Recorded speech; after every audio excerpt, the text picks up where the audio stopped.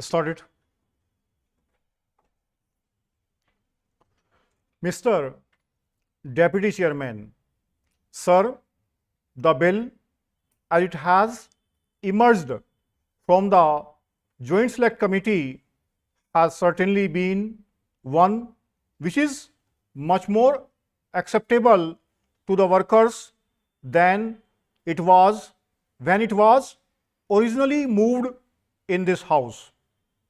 Sir, as far as the general principle and the objective of the bill are concerned, it is very laudable, not only because of the fact that the workers in a welfare state are entitled to leisure and are entitled to know exactly the terms and conditions under which they have to work, but also because of the fact that as far as the transport workers are concerned,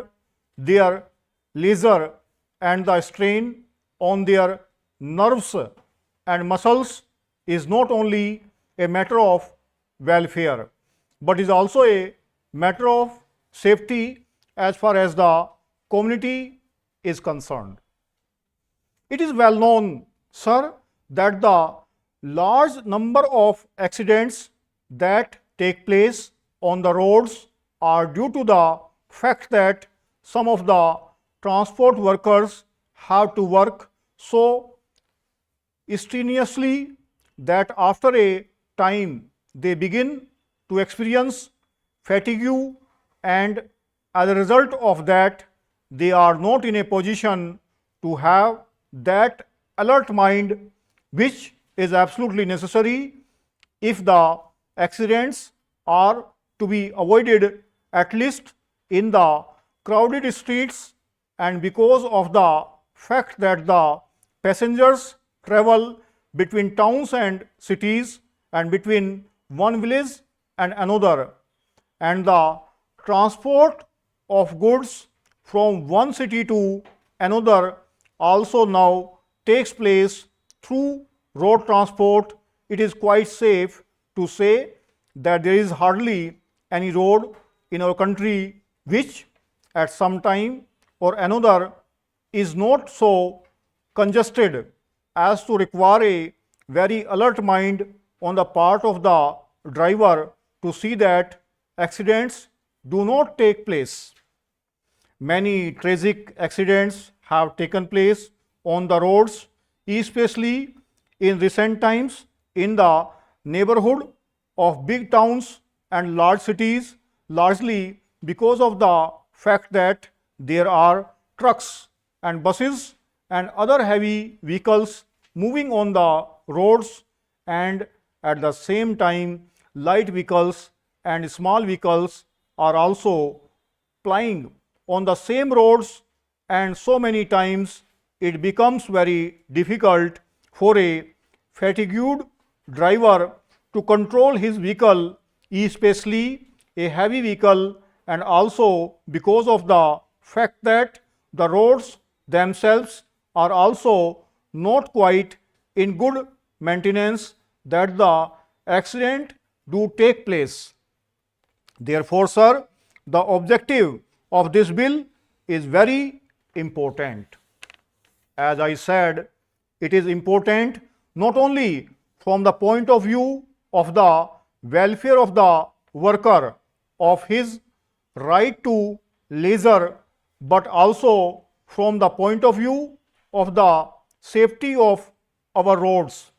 In view of this, sir, and in view of the fact that it is hardly quite safe if the driver himself is not quite alert and his nerves are not quite fresh,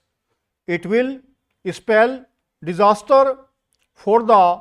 road users. In view of this, the Joint Select Committee has wisely rejected the classification that was originally proposed in the bill. That classification was made on an idea that in the towns the traffic was more congested that the strain on the driver was heavier and that therefore he required rest more immediately than was the case of a driver who had to drive between one village and another or one town and another because there the roads were at a long stretch and there the traffic perhaps was not so heavy. That particular contention would not be quite true to reality, and even if it were so, the implementation of that particular classification would have been very difficult because many of the vehicles that ply between towns also ply within the towns, and therefore it would have been very difficult to make a distinction as to when the driver was employed in plying his vehicle within the town and between the towns, and from that point of view also this classification would have been undesirable. To my mind, therefore, the Joint Select Committee has wisely done away with this classification. While doing away with this classification, however, sir, the Joint Select Committee has thought it fit to raise the spread over to 12 hours in all cases for all the drivers. Now, sir, it is perhaps reasonable to expect that when a driver has to ply his vehicle between one town and another, a spread over of 12 hours per day might have been justifiable in view of the fact that the distances there are long, and therefore it will perhaps be difficult to say that the spread over could be reduced to less than 12 hours. In the towns and cities, on the other hand, sir, it is more necessary not to spread the hours of work over a stretch of 12 hours because it is possible there to see that the shifts are so arranged that the total spread over is not as long as 12 hours. This spread over has been made uniform 12 hours for every driver. We welcome this opportunity provided for discussing our foreign policy and also the working of the Ministry of External Affairs. A truncated discussion took place in the other house yesterday. We look forward to a fuller debate here, as he was good enough in his statesman-like manner. Since 1997, there has been a broad national consensus on our foreign policy, not only in this house, not only in parliament, but in the country as a whole. This does not mean that we have been following a static or an inactive foreign policy, because unless any foreign policy establishment keeps itself abreast of the dynamics of international life, the ever-changing dynamics of international life, and absolutely analyze them,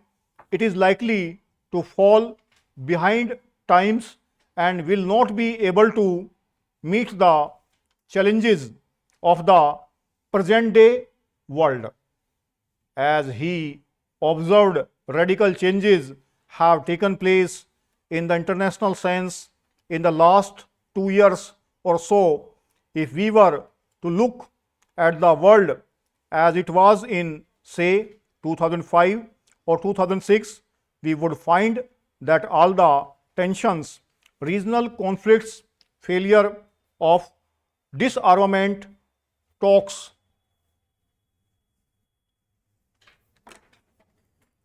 1040 word है, 100 की speed है। 206 और 207 से बोला है कि